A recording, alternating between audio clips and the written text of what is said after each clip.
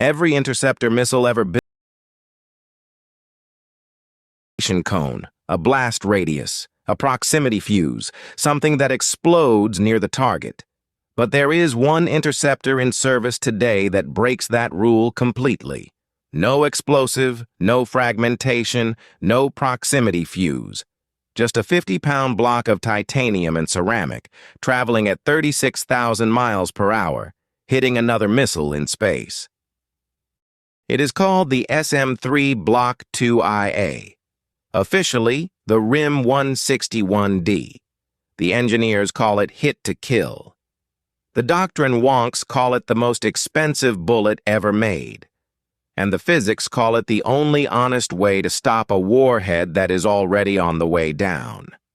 To understand why anyone would build this, you have to understand the problem it solves. A ballistic missile rises, separates, and falls. By the time the warhead is on its terminal arc, it is moving at roughly 15,000 miles per hour. Hitting it with conventional explosives means you have to put the blast within a few feet of a tumbling object the size of a small refrigerator, moving faster than any bullet ever fired. The math, on paper, was the wrong answer. The breakthrough was to stop trying to put a blast near the warhead and just remove the explosion entirely. Channel every joule of the interceptor's kinetic energy into a single 50-pound projectile and aim it well enough to hit the warhead directly. No proximity fuse, no fragmentation cone, no secondary explosion.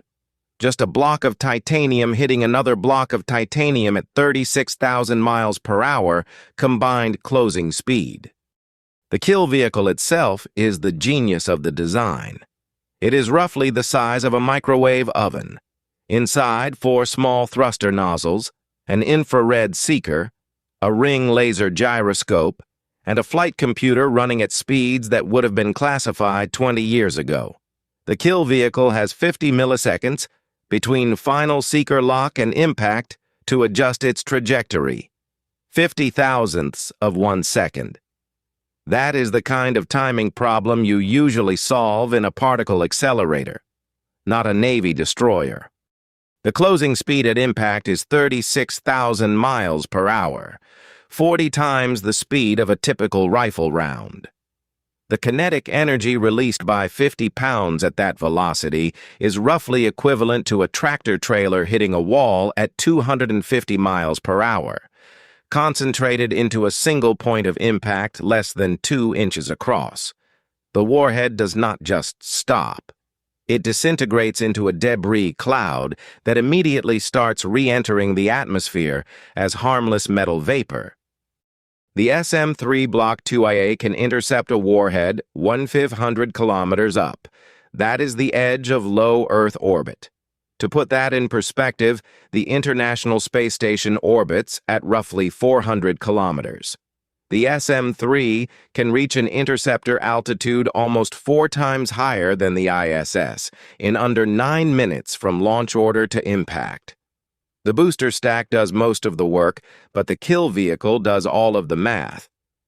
Every aegis destroyer in the U.S. Navy can launch this interceptor from the same vertical launch tubes that fire Tomahawks and standard surface-to-air missiles.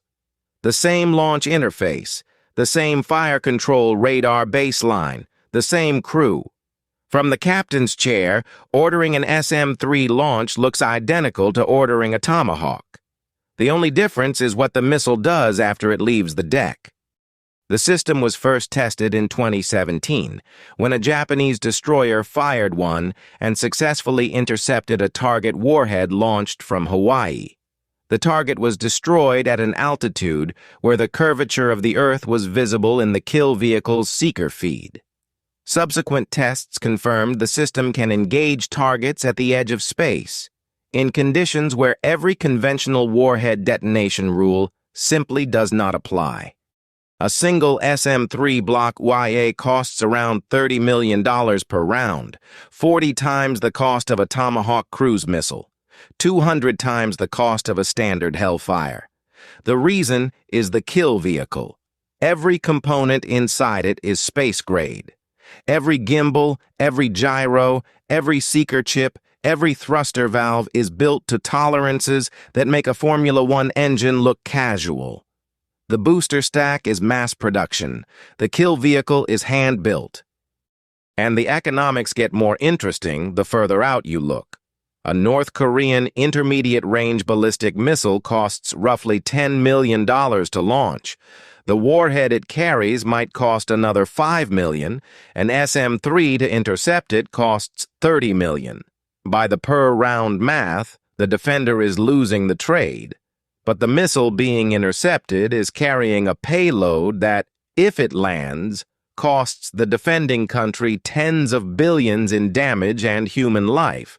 The trade only looks bad if you stop counting at the missile. The kill vehicle itself is the third generation of a 30-year program. The first attempts in the late 1990s, called the ground-based Interceptor, hit roughly 50% of the time in early tests. The early SM-3 variants, Block Y and Block IA, hit closer to 80%.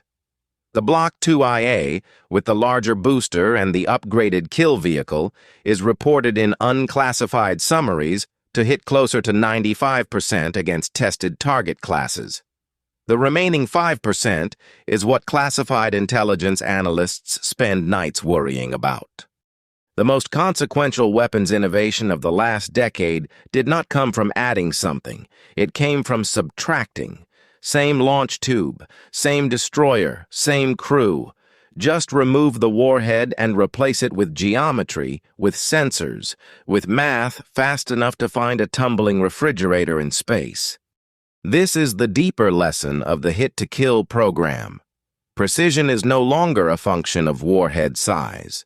Precision is a function of how fast the kill vehicle can think.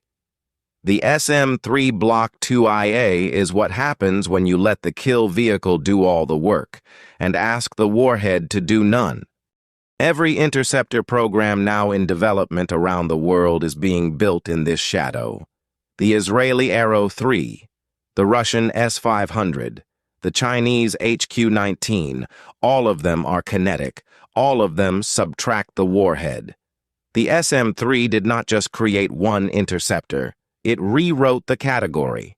The category is now the standard, and the warhead-bearing interceptor is the exception.